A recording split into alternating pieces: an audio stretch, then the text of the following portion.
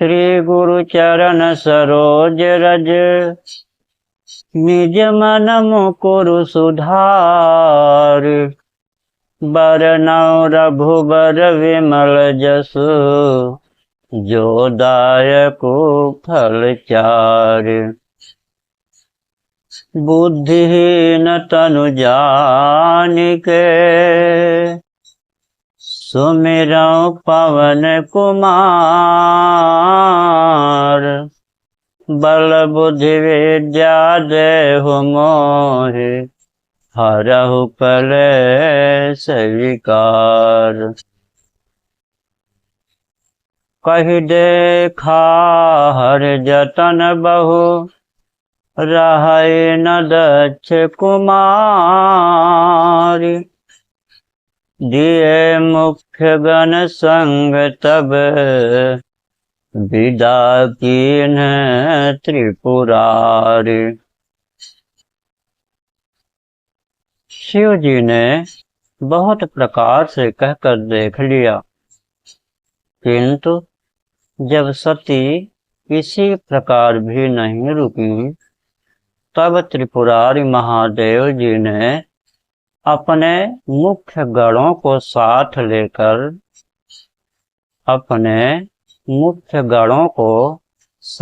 देकर उनको विदा कर दिया। पिता भवन जब गई भवानी, दक्ष त्रास काहू न सन्मानी। सादर मिलहि बल मिली एक माता,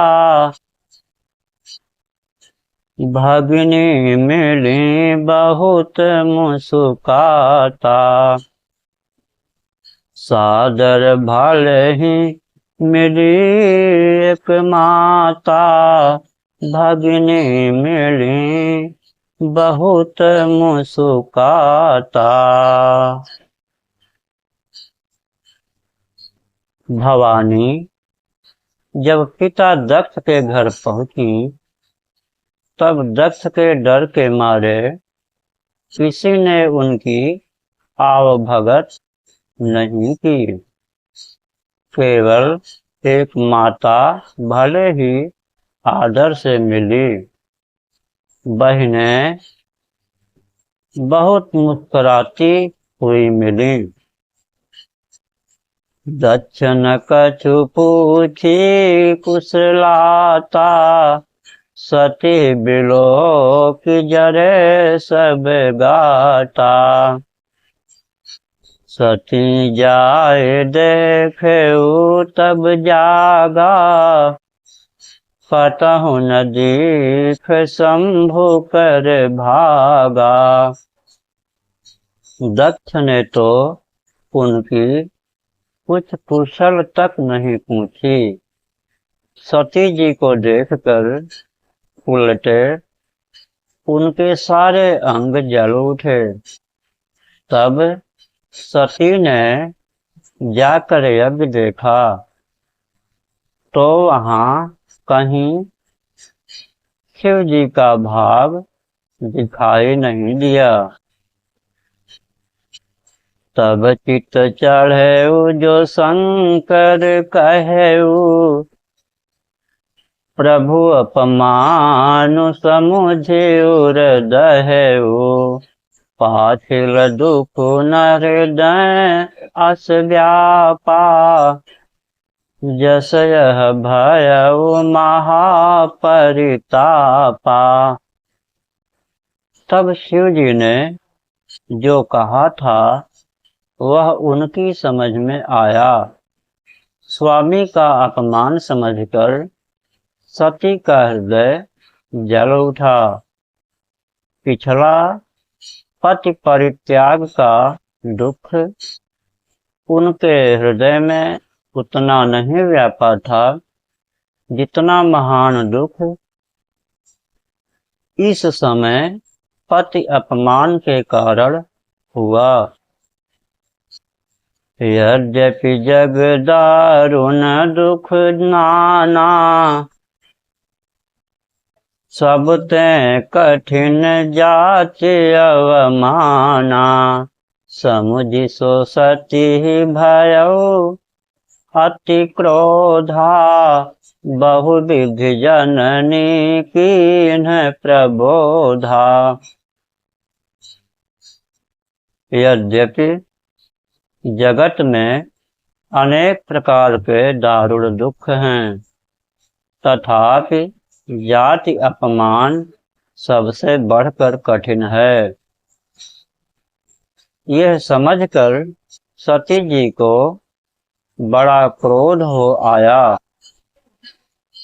माता ने उन्हें बहुत प्रकार से समझाया बुझाया।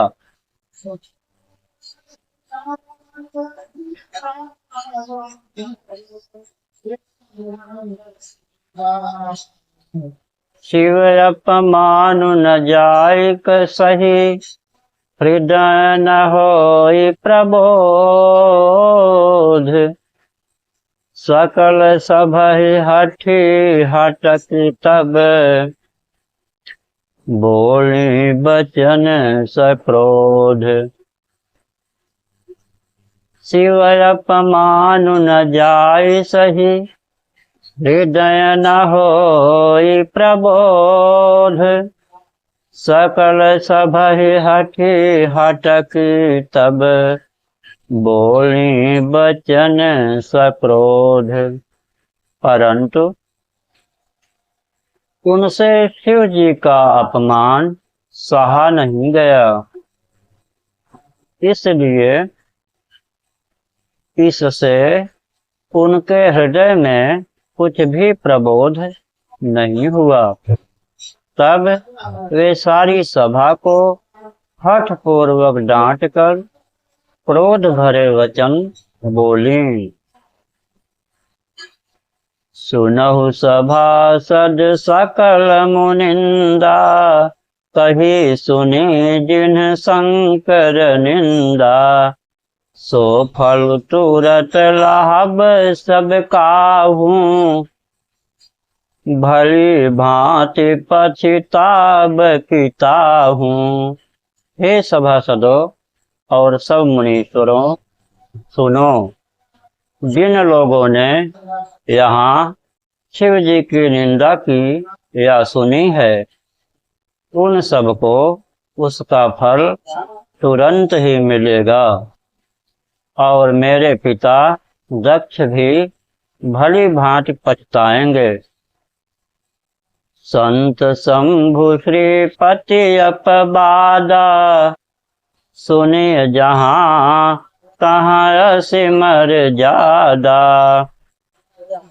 काटिए तासु जीभ जो बसाई, श्रवण मुदिनत चलिय पराई। जहाँ संत शिव जी और लक्ष्मीपति विष्णु भगवान की निंदा सुनी जाए, वहाँ ऐसी मर्यादा है कि यदि अपना वश चले तो उस निंदा करने वाले की जीभ काट ले, और नहीं तो कान मूंद कर वहां से भाग जाए।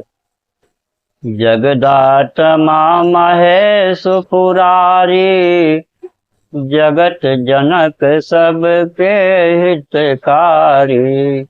पिता मंद मति निंदत तेहि, दक्ष शुक्र संभव यह देहि। त्रिपुर दैत्य को मारने वाले भगवान महेश्वर संपूर्ण जगत के आत्मा हैं। वे जगत पिता और सबका हित करने वाले हैं। मेरा मंद बुद्धि पिता उनकी निंदा करता है, और मेरा यह शरीर दक्ष के ही वीर्य से उत्पन्न हुआ है। दक्ष ही के वीर्य से उत्पन्न है। तजी हूँ तुरत देह तही है तू, उर्धरि चंद्र मौलि वृष केतु अस कहि जोग अग्नि तनु जारा भयउ सकल मख हाहाकारा। इसलिए चंद्रमा को ललाट पर धारण करने वाले वृषकेतु शिव जी को हृदय में धारण करके मैं इस शरीर को तुरंत ही त्याग दूंगी। ऐसा कहकर सती जी ने योगाग्नि में अपना शरीर भस्म कर डाला। सारी यज्ञशाला में हाहाकार मच गया। सती मरण सुनि शंभुगन लगे करन मख खीस यज्ञ विध्वंस बिलोकि भृगु रक्षा कीन्हि मुनीस। सती का मरण सुनकर शिव जी के गण यज्ञ विध्वंस करने लगे। यज्ञ विध्वंस होते देखकर मुनीश्वर भृगु जी ने उसकी रक्षा की। समाचार सब शंकर पाए वीरभद्र कर कोप पठाए यज्ञ विध्वंस जाए तिन्ह कीन्हा सकल सुरन विधिवत फलु दीन्हा। ये सब समाचार शिव जी को मिले। तब उन्होंने क्रोध करके वीरभद्र को भेजा। उन्होंने जाकर यज्ञ विध्वंस कर डाला और सब देवताओं को यथोचित फल दंड दिया। भय जग विदित दक्ष गति सोई जसि कछु शंभु विमुख कह होई। यह इतिहास सकल जग जानी ताते मैं संक्षेप बखानी। दक्ष की जगत प्रसिद्ध वही गति हुई जो शिवद्रोही की हुआ करती है। यह इतिहास सारा संसार जानता है, इसलिए मैंने संक्षेप में वर्णन किया। सती मरत हरिसन बरु मागा जन्म जन्म शिव पत अनुरागा। सती मरत हरिसन बरु मागा जन्म जन्म शिव पद अनुरागा। तेहि कारण हिमगिरि गृह जाई जन्मी पार्वती तनु पाई। सती ने मरते समय भगवान हरि से यह वर मांगा कि मैंने मेरा जन्म जन्म में शिव जी के चरणों में अनुराग रहे। इसी कारण उन्होंने हिमाचल के घर जाकर पार्वती के शरीर से जन्म लिया। जब ते उमा शैल गृह जाई सकल सिद्धि संपत्ति तहाँ छाई। जहाँ तहाँ मुनिन सुआसन कीन्ह जहाँ तहाँ मुनिन सुआश्रम कीन्ह। उचित बामहित उचित बास हिम भूधर दीन्ह। जब ते मुनिन सुआश्रम कीन्ह उचित बास हिम भूधर दीन्ह। जब से उमा जी हिमाचल के घर जन्मी, तब से वहाँ सारी सिद्धियां और संपत्तियां छा गईं।